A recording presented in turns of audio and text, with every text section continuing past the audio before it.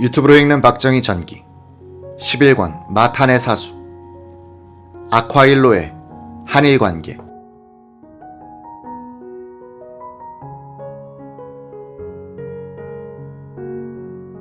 (1974년 9월 19일) 오후 3시부터 4시 45분까지 청와대 서재에서 있었던 박 대통령과 신하 특사의 면담록은 최근 외교부에 의하여 공개됐다. 이 자리에는 김동조 외무부 장관, 김정념 대통령 비서실장, 우시로쿠 주한 일본 대사, 아리타 게이스케 일본 외무성 심의관이 배석했다. 착석하기 전에 신하 특사는 대통령 각하 영부인의 서거에 대해 정중하게 조의를 표했다. 박 대통령, 한일 국교 정상화 당시에 외무 대신으로서 각별한 노력을 하였던 신하 특사가 근본 양국 간의 어려운 문제를 해결하기 위하여 직접 우리나라를 방문하여 준 데 대하여 경의를 표하는 바이다. 근본 문제를 둘러싸고 한일 간의 관계는 한때 아콰일로를 달려 파국 직전에까지 이르렀으나 양측이 성의와 인내를 가지고 노력한 결과 해결의 실마리를 찾게 된 것을 매우 다행한 일로 생각한다. 특히 이번 문제의 해결을 위하여 여기 있는 우시로쿠 대사가 헌신적인 노력을 한 데 대하여도 경의를 표하는 바이다. 신하 특사, 근본 문제에 관해서는 다나카 가쿠에이 총리 대신이 현재 남미를 여행하고 있습니다만 본 문제의 귀추에 대해서 비상한 걱정을 하고 있으며 이번에 다나카 총리의 요청에 의하여 본인이 친서를 가지고 와서 각하께 올리고자 방한하였습니다. 그 내용에 대해서는 그간 외교 루트를 통하여 많은 절충이 있었으며 일본 측으로서는 한국 측 요망에 따라 친서를 수정하는 문제도 생각해 봤습니다만 그와 같이 되지 못하고 본인이 그간 양국 사무당국에서 있었던 절충의 경위에 따라 친서에 부연해서 설명드릴 사항을 문서로 작성해 가지고 있기 때문에 그것을 이 자리에서 각하께 말씀 올리고자 합니다. 이상 말씀드린 이외에 이번 기회에 한일 양국 간의 관계에 대한 본인의 소견을 말씀드리고자 합니다. 한일 양국 간의 국교가 정상화됐을 때 마침 본인은 외무 대신으로서 이에 관여하여 각하와 귀국 정부에 많은 신세를 졌습니다. 그 후 약 9년이 경과하였습니다만 10년도 안 된 기간에 우리 양국 간에 이와 같은 일이 있으리라고는 생각지 못하였으며 본인은 당시 한일 양국이 양양한 전도를 기약하고 있다고 생각하였던 것입니다. 그러나 그동안에 세상도 많이 바뀌었습니다. 유행이도 일본 경제는 붐의 물결을 타고 번영일로를 달렸고 한편 미국은 월남 전쟁으로 많은 경제적 희생을 치른 결과 미국 경제가 흔들리는 사태가 됐습니다. 어쨌든 일본은 붐의 물결을 놓치지 않고 지내왔는데 뜻밖에도 닉슨 키신저의 대중공 접근 정책이 돌연 들이닥쳐 일본 정부로서는 크게 당황하고 또 그동안 일본 번영의 지주가 되어온 미일 안보조약 체제가 흔들리는 동시에 일본 언론계에서는 미일 안보조약이 더 이상 필요 없지 않는가 하는 유력한 의견까지 대두하게 됐던 것입니다. 또한 구라파의 일각으로부터 불어온 대탕트, 즉 국제 긴장 완화의 물결은 일본에도 들이닥쳐 미, 중공 관계 개선 이후에는 더욱이 미일 안보 체제가 필요 없다는 공기가 충만하게 됐던 것입니다. 일중 국교 회복은 세계 대세라고 하더라도 오랫동안 지속되어 온 일본과 대만의 관계가 한편의 강요 담화로서 방기되는 사태가 발생했고 일본의 자민당 내에서도 이 문제를 둘러싸고 동요와 혼란이 있었습니다. 일중 국교 수립은 세계의 대세에 따른 것이라 하는 수 없다고 하더라도 하루아침에 대만을 저버리는 것은 국제적 신의 및 예의에 비추어 잘못된 것이라는 의견도 있었으나 큰 목표인 일중 관계 수립에 지장을 줄 수 없다는 생각에서 대다수가 참게 되었던 것입니다. 그와 같은 와중에서 한일 간의 문제가 그 본질은 여하간에 국민의 여론에서 점차 퇴조하지 않을 수 없었다고 생각되며 의식하지 못한 채 대세에 밀려가는 기분이었다는 것을 반성하지 않을 수 없습니다. 이와 같은 방심 상태가 근본 문제의 배경이 되고 또 저변에서 작용하지 않았는가 생각합니다. 실은 본인이 외무 대신 재임 중에 조선대학 문제가 대두되었고 조선대학이 각종 학교의 지위를 가지고 있었던 바 특별 입법을 통해서 이를 규제하고자 하였으나 결국 성공하지 못했습니다. 당시 조선대학 측의 주장은 제일 조선인이 특별한 지위의 국적을 취득하였다고 하더라도 민족의 과거를 더듬어 민족의 역사와 연혁을 가르치는 것은 당연하다는 명분을 내세웠고 일본 측도 조선대학에서 혁명교육을 할 것이라는 것은 알고 있었으나 이것이 표면에는 나타나지 않았기 때문에 공연히 건드려서 시끄럽게 할 필요가 없다는 생각으로 성사치 못하였는 바 아마 이런 일은 일본 외에는 예가 없을 것입니다. 따라서 본인으로서는 마음에 걸리는 상태에서 외무 대신직을 떠나게 됐던 것입니다. 그 후에도 조선대학 문제에 관해서는 야당이 전혀 떠들지 않았기 때문에 항상 야당이 떠드는 것을 막기에 급급한 자민당으로서는 다른 것을 생각할 여지가 없었다고 생각됩니다. 본인은 차제에 다시금 이와 같은 경위를 상기하면서 우리가 이 문제를 기본적 관점에서 생각해 나가지 않으면 안 된다고 생각합니다. 일본의 검찰 당국도 여론이 떠들지 않으면 문제 삼기가 어렵다고 생각하고 있습니다. 실은 자민당 내에서 본인과 친한 인사 몇 사람이 이 문제를 제기하여 기본적으로 개선할 필요가 있다는 것을 이야기하였던 바, 그들도 모두 본인의 생각에 동감이었으며 결심해서 이 일을 추진하기 위하여서는 사회당과 대결할 수 있는 무장을 갖추고 대처해 나가야 한다는 의견이었습니다.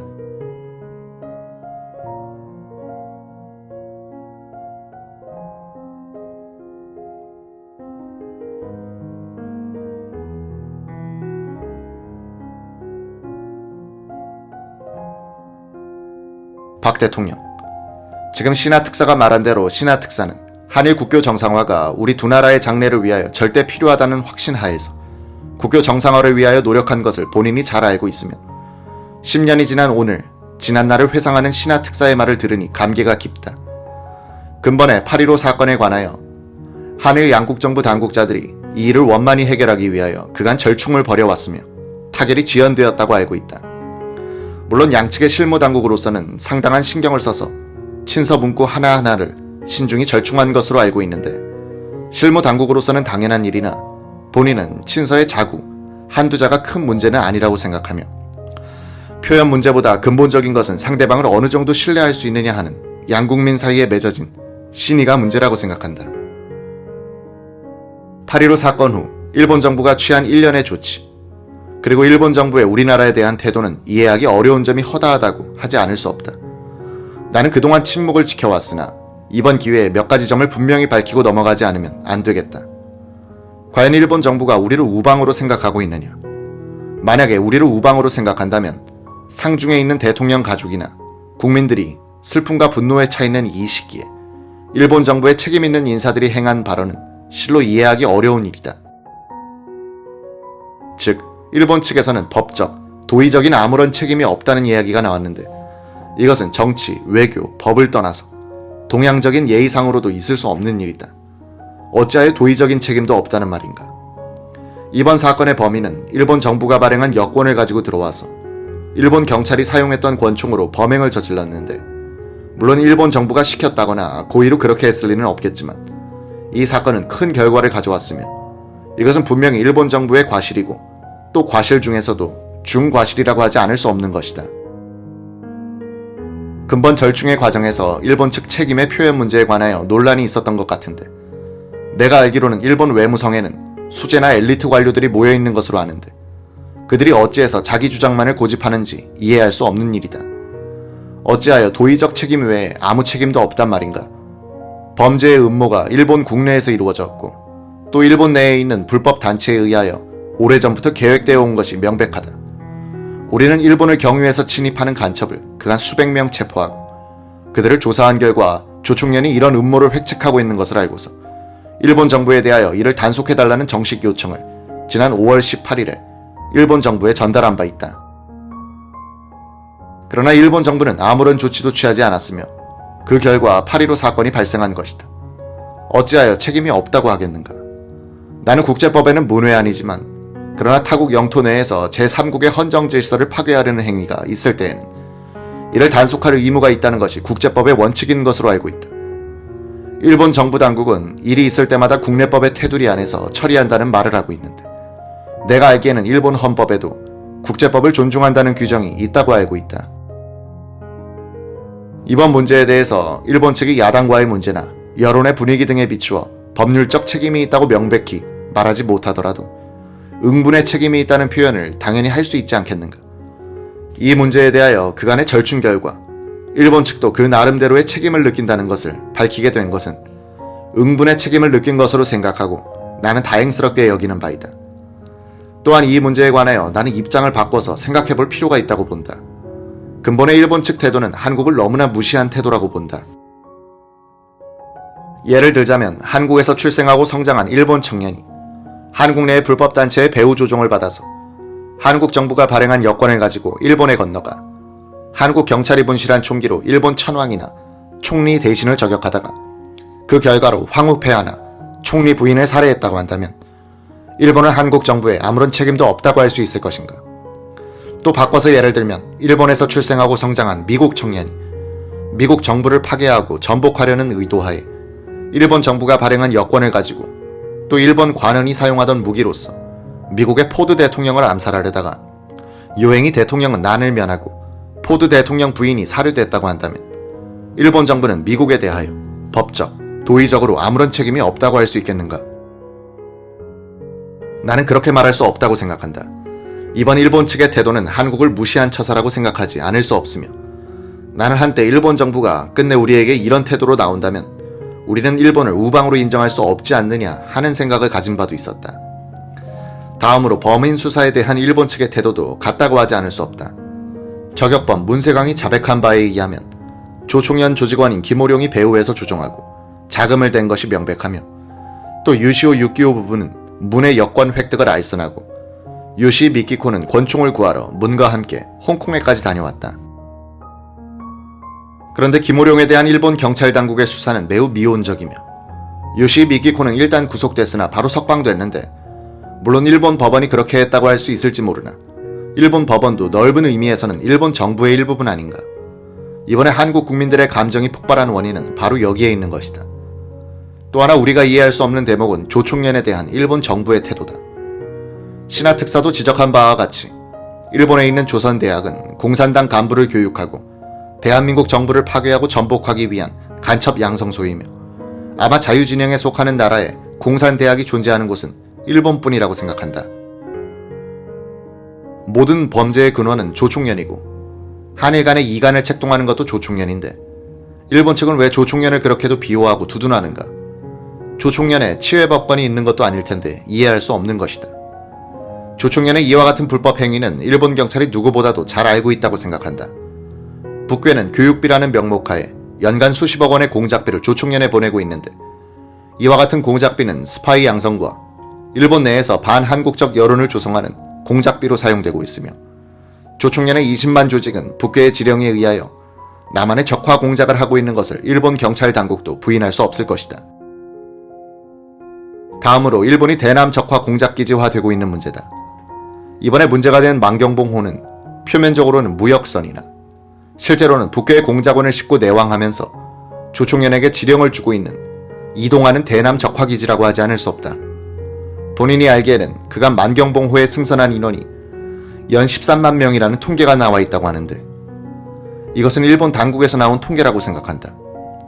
또 내가 알기에는 만경봉호에 승선할 때 여권을 가지고 타는데 어떤 자는 자기 여권을 다른 사람에게 주어 하선시키고 자기는 만경봉호로 북괴에 가서 간첩 훈련을 받은 후 다시 만경봉호로 일본에 돌아와서 이번에는 자기 여권으로 하선하는 등의 행위를 하고 있다고 하며 이것은 체포된 조총련계 간첩이 자백하고 있는 사실이다. 따라서 나는 일본 영토가 대남 적화 공작기지로 이용되고 그와 같은 조총련의 기지가 성역화한다는 것은 한국 안보에 중대한 위협을 주는 것이라고 보지 않을 수 없다. 그런데도 기무라 외상은 한국이 북으로부터 위협이 없다는 발언을 하였는데 북의 위협은 직접 북쪽으로 받는 위협과 또 하나는 일본을 경유하여 남으로부터 받는 위협이 있다.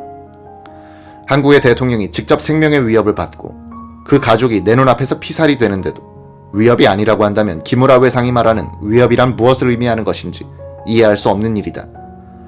기무라 외상의 이야기가 나왔으니 이야기를 하지 않을 수 없는데 기무라 외상은 최근 몇 가지의 중대한 발언을 행했다. 그중 하나가 이미 언급한 북으로부터의 위협이 없다는 발언이고 또 하나는 한국 정부를 한반도의 유일한 합법 정부로 인식하지 않고 있다는 발언을 일본 의회에서 행하였다는 바. 일본 정부의 공식 해명이 없어서 자세한 것은 알 수 없으나 이와 같은 기무라 외상의 발언은 우연히도 북괴의 주장과 일치되는 것이다. 북괴는 대한민국 정부를 불법 정부라고 하면서 대한민국과 미국이 북한을 침범하기 위하여 전쟁 준비를 하고 있다고 주장하고 있는데 이와 같은 주장은 기무라 외상의 발언과 일맥상통하는 데가 있다고 하지 않을 수 없다. 다음으로 이 문제는 중요하기 때문에 다시 한번 강조하지 않을 수 없으며 지난번 장례식 때 다나카 총리가 내한하였을 때에도 간곡히 이야기한 바 있다. 이것은 조총련에 관한 문제다. 나는 신하 선생께서 다나카 총리의 특사로 오신 이 자리에서 대한민국 대통령으로서 특사에게 분명히 나의 견해를 말하고자 하는데, 조총련이 앞으로도 일본 국내에서 지금과 같은 대한 파괴 및 전복 공작을 계속한다는 것은 대한민국 안보에 중대한 위협이라는 우리 정부의 견해를 분명히 말하여 두는 바다. 이는 우리의 직접 생존에 관한 문제요, 사활에 관한 중대한 문제다. 나는 앞으로 일본 정부가 조총련을 철저히 단속해서 이번과 같은 불행한 사건이 재발하지 않도록 적극적으로 협력해 줄 것을 재삼 요망하는 바이다. 만약에 불행하게도 이번 사건이 재발할 시에는 양국의 우호 관계에 다시는 돌이킬 수 없는 불행한 사태가 일어날 것을 지극히 우려하지 않을 수 없다. 이미 지적한 바와 같이 20만 조직을 가진 조총련은 일본의 장래를 위하여서도 암적 존재이며 일본 공산당보다도 더 위험한 존재다. 나는 차제에 일본 정부가 철저한 발본적 조치를 취하는 것이 기묘하다고 생각하며 속담에 있듯이 양호유안의 결과가 되지 않기를 바란다. 일시 악화일로를 치닫던 양국 관계가 양국 정부의 이성과 인내와 꾸준한 노력으로서 일단 타결을 보게 된 것을 기쁘게 생각하며 다행한 일로 생각한다. 그한 양국 정부의 노력도 있었으나 보이지 않는 곳에서 이를 걱정하고 원만한 해결을 위하여 전력해주신 신하 선생과 일본의 친한적 인사들의 따뜻한 우정과 노력에 감사하며 또 근본 한일 간의 문제 해결을 위하여 헌신적 노력을 한 우시로쿠 대사의 노력을 치하하는 바이다. 끝으로 한마디 해두고 싶은 것은 이것으로 문제가 다 해결된 것은 아니며 양국 정부와 국민이 서로의 특수한 입장을 이해하면서 상호 존중하고 신의를 지켜나가야만 양국 간의 항구적인 우호 관계를 유지할 수 있다고 생각한다. 신하 특사. 대통령 각하께서 각 문제점에 대해서 지적하신 것은 지당하신 말씀이라고 생각하며 그중 어떤 문제에 대하여 이미 외무성에서 어떻게 말씀드렸는지는 모르나 지금 말씀하신 것은 깊이 명심할 일들이라고 생각합니다. 특히 문제의 근본은 지적하신 대로 조총련의 기본적인 성격인 바, 이것은 매우 큰 문제로서 우리는 감시의 눈을 게을리하지 않으면서 한일 간의 격이 없는 분석과 그 결과를 교환함으로써 결론을 내야 한다고 생각합니다. 일본은 정치기구가 복잡하기 때문에 야당의 실태를 볼 때 국내에 일본적 조총련이 또 하나 있는 감이 있습니다. 근본 대통령 각하 영부인께서 서거하신 비통한 일이 있던 바로 그 무렵에 사회당 서기장이 김일성을 방문한 일이 있었습니다. 본인은 지금 각하께서 말씀하신 사항을 충분히 고려해서 그 대책을 힘차게 그리고 신중하게 세워나가야 한다고 생각하며 앞으로 일본의 당과 정부에서 의견을 종합해서 다시 말씀드리는 기회가 있으리라고 생각하는 바입니다. 또 일본 내의 수사에 있어서도 미온적인 일이 있어서는 안 된다고 생각됩니다. 기무라 대신이 대한민국 정부가 한반도에 있어서 유일한 정부라고 인식하지 않고 있다는 것은 경솔한 발언으로서 본인이 귀국하면 직접 확인해 보도록 하겠습니다. 박 대통령, 솔직히 말해서 조총련 문제에 관해서는 일본 국내에 정치적으로 어려운 점이 있는 것은 본인도 알고 있으나 일본의 정치적 장래를 위해서는 지금 이 시점에서 좀 무리가 있더라도 결단을 내리지 않으면 안 된다고 생각한다. 신하 특사. 먼저 말씀드린 대로 조선대학 문제에서 저의 노력이 좌절된 일이 있는데 이 문제는 계속 추진하도록 결의를 가지고 해나갈 생각입니다. 박 대통령, 최근의 사례를 보면 일본의 자민당 정부가 자유진영의 일환으로서 끝까지 남을 결의가 있는지를 의심하지 않을 수 없으나 최후까지 자유진영의 일원으로 남을 결의가 있다면 지금 단을 내리지 않으면 어렵다고 생각한다. 야당이나 신문이 떠든다고 내버려두면 점점 더 기세를 올릴 것이다. 이에 대한 자민당 수뇌부의 생각은 어떤가? 신하 특사. 아까 말씀드린 조선대학은 각종 학교가 아닌 특별한 제도로 바꾸기 위해서 법제상의 문제로 제기하여 탄탄하게 규제하지 않으면 문제 해결이 어렵다고 생각합니다. 박 대통령, 일본 정부, 특히 외무성 당국은 조총련을 건드리는 것을 터부시하고 있는 것 같은데 일본의 정치적 장래를 생각할 때 좌경화하더라도 하는 수 없다는 생각이라면 몰라도 그렇지 않다면 결단을 내려야 한다. 김일성의 목표는 확실히 먼저 남한의 적화와 그리고 일본 공산당과 손을 잡고 일본을 적화시키려는 것이다. 신하 특사. 저희들도 그렇게 생각합니다. 건드리지 않으면 말썽이 없다는 격언에 따라 조총련을 종기 다루듯 하는 생각을 하는 사람이 있으나 본인은 단호하게 대처해 나가야 한다고 생각합니다.